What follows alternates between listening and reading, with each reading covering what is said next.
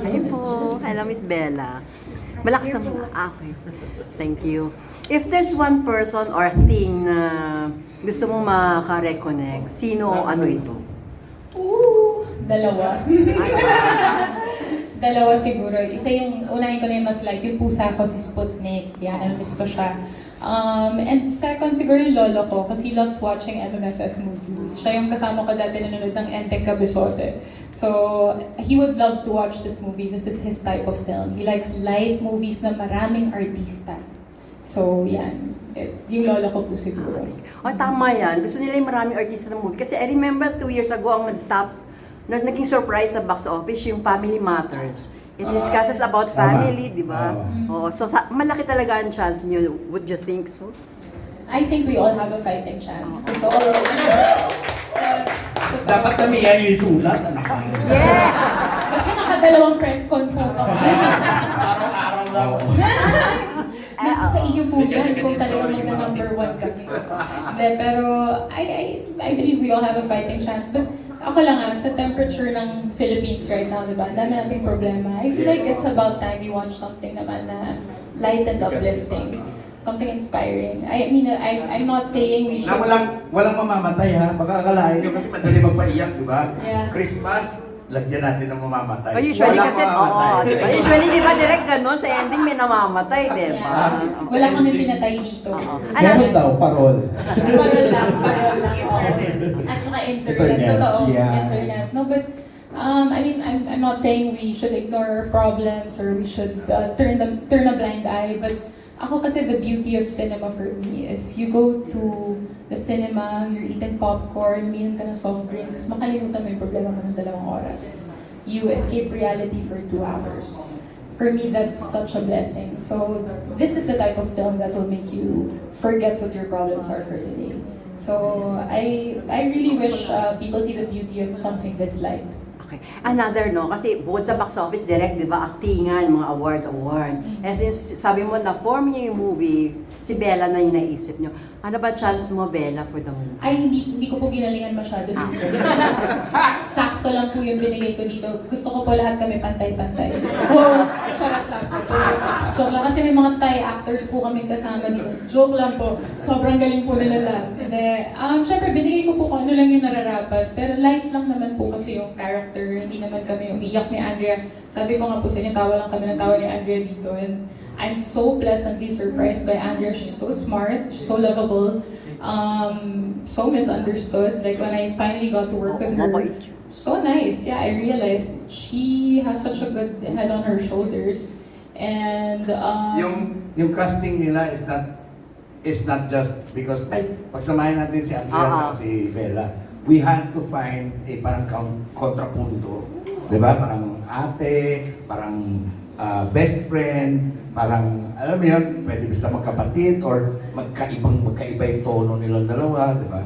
So, kasi kung iba yun, kung minsan nga, yung sa ibang, may pairing din na iba eh. Kung minsan iniisip namin, kailangan mas maitim siguro yung isa kaysa sa, alam mo yun, para mas maganda yung batuhan, di ba?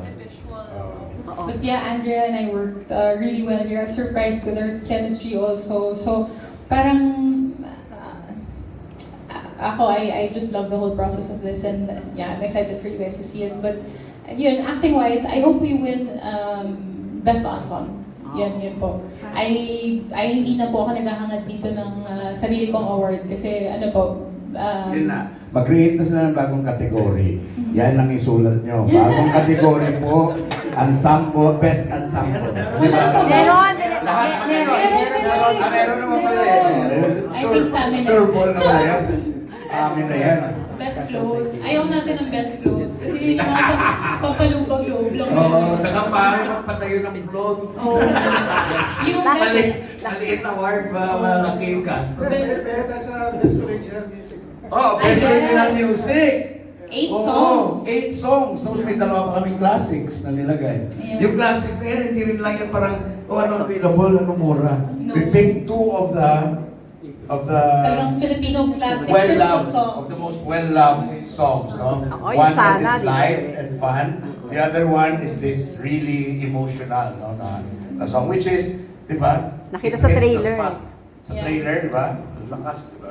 Yes, direct. O, dadagdagan ko na direct ang tanong ko kasi baka mamaya hindi na namin ma-interview si Bella. So, tatlong article po ito. Oo, mahaba ito. Oo, kasi... Talagang ako ba yung marketing talaga? Tatlong outlet. Oh, may Bulgar kasi ako tsaka Abante pa. Yun naman pala. At least iba-iba ang headline. I love it. Oh, so Thank may- you so We much. love you, Tita Just Julie. speaking of Andrea kasi ganyan, di ba? Direct at tsaka Bella, okay lang ba sa'yo na yung billing? Ano ba? Kasi parang nakita ko na una yung pangalan ni Andrea before your name. Okay lang. Ako naman po, alam ko naman anong lugar ko sa industriya. So, wala naman po sa akin yun. Okay lang po. Ay, Actually, hindi ko direct. napansin. Dahil sa'yo, papanoorin ko ulit. And then, hindi ko napansin. Pero, Alphabetical. Maganda yung tanong, kasi yan yung isa sa pinakamahirap na part. Yung pag-ayos ng name mo which po. Hindi ko rin, hindi na nga namin Naisip. iniisip, no? Pero yung casting kasi with so many actors involved, di ba?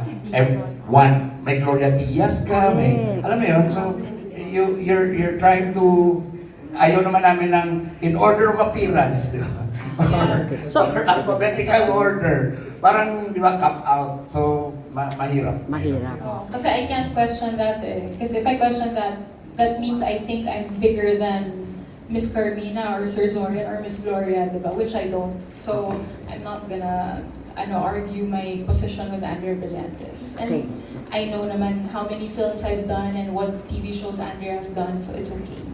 Last question, Miss Bella. May movie rin ang best friend mo si Angelica sa Yes, So, how on was it? Mary. I haven't watched it yet. Oo, hindi. Pero i-sponsor kaya kayo ni Kim? Ayan, last For question what? ko po. Special premium. Special premium. Thank you. Ay, hindi ko po alam. Ito-text ko si Kim mamaya. Sinong iba-block screening mo this year? Hindi ko natin alam. Hindi, wala naman po kami ganyan. Hindi po kami nagpa-pressure sa isa't isa. But I will invite both of them to the premiere of this. And nag-invite na rin sila. Attorney Georgie naman sa premiere nila. So, kami naman lagi support sa lahat ng project. Kung ano man yan, lagi naman kami naka-ready. So, yun po. Okay, Basta thank you. libre kami. Oo, baka magkalaban pa kayo ni Angelica Ay, hindi sa po, Best pang best actress Actress. po siya dito Thank sa you po. MFF. Opo. Thank you po. Thank you, Tita Julie. Let's go to Grace from Metro Magazine.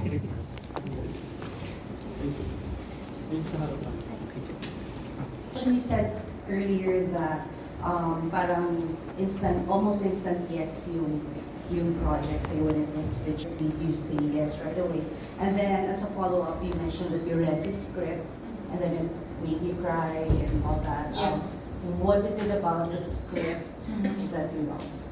Okay, the first part, I think I mentioned earlier, the instant yes was the location.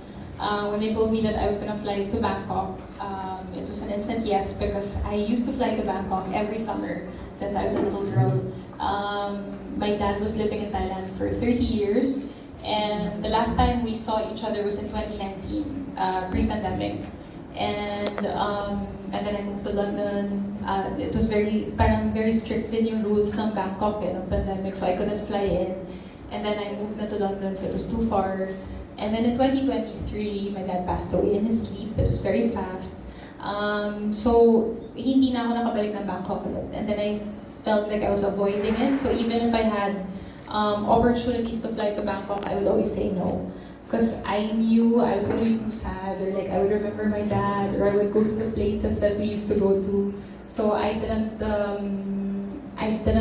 look forward to going to Bangkok at all.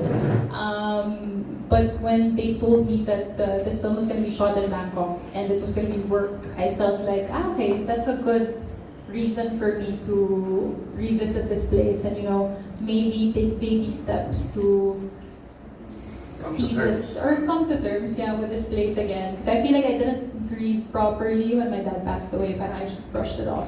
So it was very cathartic for me. Like this was, like I said kanina, parang therapy session tong film na to for me. So that was my initial thought when they said we're shooting in Bangkok. Yes, I'm gonna take this project. And then I didn't hear the rest of the pitch. I did. I'm joking. And then the fact that it's a big cast, pressure wouldn't be on me. I felt like this is a good opportunity to rest because movies are parang this is my favorite thing to do, right? So I came from a good film. I came from Isang Daang Awit para kay Stella. I have a movie with Carlo Aquino in January. So Finish shooting. we're finished shooting, it's coming out na. So parang I have 2 films back-to-back na 2 character stories. So the weight is all on you. And then finally I get an opportunity to work with such a beautiful cast. Such a light story where the pressure is equally divided. So it's such a no-brainer for me to say yes to this. The character is also very lovable. Like Trisha is so relatable. She's your typical Filipino na responsible daughter na nagtatrabaho abroad. One of the draws also of the character to me is she's an OFW, but she's not your typical OFW that you watch in movies. Hindi siya inaapi, hindi siya kawawa, hindi siya umiiyak. She's your strong, independent, modern OFW, which I meet a lot of now when I travel. So I like the representation of OFWs here. When you see my character and Andrea's character, you'll see a fresh take on what OFWs are nowadays. So those were my main reasons for saying yes to this.